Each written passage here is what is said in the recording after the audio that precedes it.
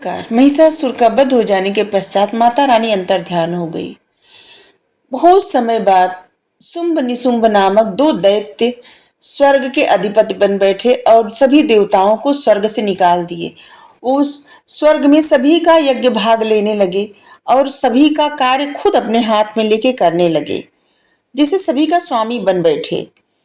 जिससे देवता लोग बहुत ज्यादा परेशान हुए और वो आकर के हिमालय पर्वत पर माता रानी की तपस्या करने लगे, माता रानी को पुकारने लगे और ऐसे पुकार करने लगे क्योंकि माता रानी ने वचन दिया था कि जब भी कोई समस्या आएगी तो मुझे पुकारना, मैं तुम्हारी समस्या का निवारण करूंगी। तो कहते हैं, हे माता, आप सभी प्राणियों में शक्ति रूप में विराजमान है, आप सभी प्राणियों में निद्रा रूप में विराजमान है, आप सभी प्राणियों में क्षुधा रूप में विराजमान है, आप सभी प्राणियों में शांति, शांति, लक्ष्मी, वृत्ति, मात्र, माता रूप में विराजमान है। हम आपको प्रणाम करते हैं, हे माता। और देवता करुण स्वर में ऐसे माता की प्रार्थना करते हैं और कहते हैं कि आप शुंभ निशुंभ के अत्याचार से हमें बचाइए। तब पार्वती माँ उस समय स्नान करने गई होती हैं और उन्हीं वो पूछती हैं कि ये देवता लोग किसकी प्रार्थना कर रहे हैं।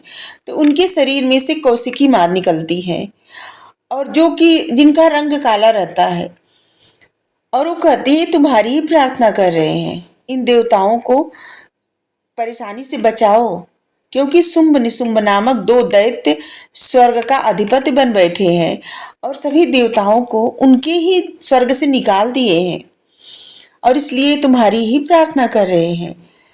तो माता कहती हैं, हे कौशिकी, क्योंकि तुम मेरी शरीर से निकली हो और तुम रंग में काली हो, इसलिए तुम इस पर्वत पर, हिमाचल पर्वत के कालिका नाम से विख्यात होगी। फिर माता रानी एकदम सुंदर रूप बना करके अपने सुंदर स्वरूप में आकर के सिंह पे सवार होके बैठी रहती हैं और एक दानव देख लेता है और जाकर के शुंभ निशुंभ से बताता है कि एक बहुत सुंदर स्त्री है, जो स्त्री क्या, वो रत्न है और वो इतनी सुंदर है, मैं चाहता हूं कि वो आप ही के पास रहे, क्योंकि सुंदर रत्नों के भोक्ता तो सिर्फ आप ही है और इसलिए मैं चाहता हूं कि आप उस स्त्री का वरण कर ले। तो शुंभ निशुंभ अपने एक दैत्य को भेजता है जिसका नाम रहता है सुग्रीव। मतलब वो सुग्रीव नहीं, ये सुग्रीव दूसरे रहते हैं, दैत्य रहते हैं।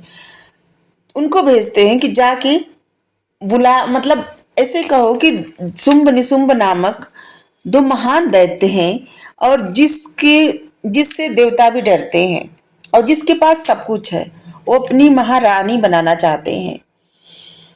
और वो जाता है और जाके बताता है दूत कि माता से कि जो भी कहे रहता है शुंभ निशुंभ, वो जाके बताता है।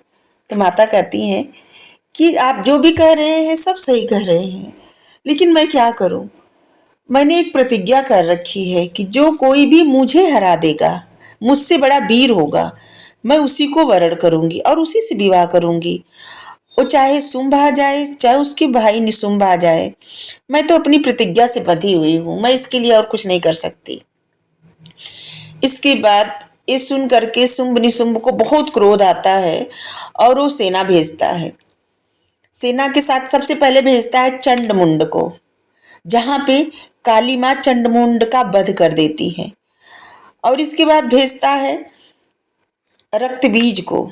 रक्तबीज एक ऐसा राक्षस रहता है, एक ऐसा दानव रहता है जिसके रक्त की बूंद जब जब धरती, जितने धरती पे गिरती है रक्त की बूंदे, उतना ज्यादा उसी के जैसा बलवान शक्तिशाली राक्षस पैदा होता जाता है।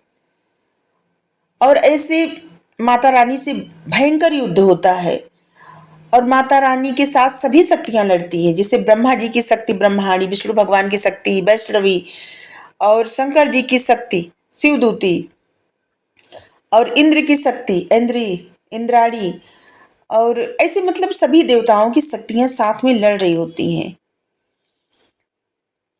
तब वो माता रानी जब जब जब रक्त बीज को मारती है, जो भी मारते हैं, माता रानी के स्वरूप में जितने स्वरूप रहते हैं माता रानी के, जब जब रक्त बीज को मारते हैं किसी भी चीज़ से, जैसे अपने तलवार से वार की, त्रिशूल से वार की, धनुष से वार की, उतना जितना ज़्यादा रक्तस्राव होता है उतनी ज़्यादा दैत्य और हो जाते हैं और रक्त बीज के समान ही शक्तिशाली। तब माता रानी कहती हैं, हे कालिका, हे काली, हे चामुंडा, तुम अपना मुख विस्तार से फैला लो और जितनी भी रक्त की बूंदें निकलती जाए तुम सब पीती जाओ। और इस तरह से जब काली माँ सारे रक्त बीज का रक्त पी जाती हैं, जब रक्त की बूंद एक भी जमीन पे नहीं गिरने देती, और इस तरह से रक्त बीज का अंत होता है। फिर निशुंभ आता है और फिर निशुंभ का वध होता है। माता रानी निशुंभ का वध करती है, सारे शक्तियों के साथ लड़ रही होती है, और फिर दानव शुंभ आता है। तो कहता है कि तू तो इतनी सारी स्त्रियों के साथ लड़ रही है, अकेले आ, तब पता चले। तब माता कहती हैं कि मेरे समान और है कौन, मेरे समान और है भला कौन यहाँ पे। ये तो सारी मेरी ही शक्तियाँ हैं और मुझ में ही समाहित हो रही हैं। और जैसे ही माँ ऐसे कहती हैं, सारी शक्तियाँ माँ में समाहित हो जाती हैं, क्योंकि सभी के तेज पुंज से ही तो मतलब माँ का जन्म हुआ है। सभी देवता, विष्णु भगवान, शंकर भगवान और ब्रह्मा जी, और इसके बाद सभी देव, जितना देवता रहते हैं, और वही माता रानी में सबकी शक्तियाँ समाहित हैं। और फिर माता रानी शुंभ का वध करती हैं।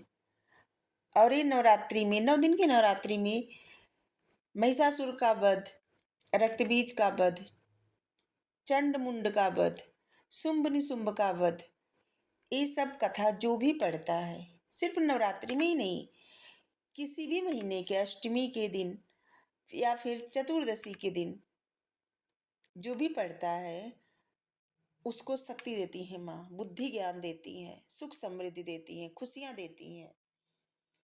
तो जय माता दी, इतना ही, थैंक यू।